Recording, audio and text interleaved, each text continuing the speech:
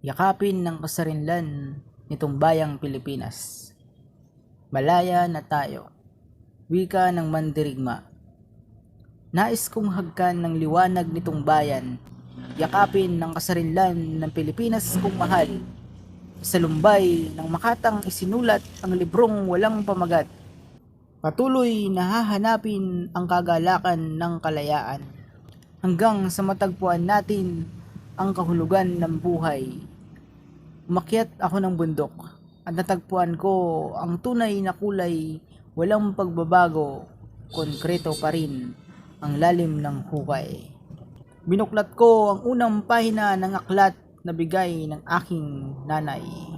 At dito ko tatapusin ang kwento ng kalayaan.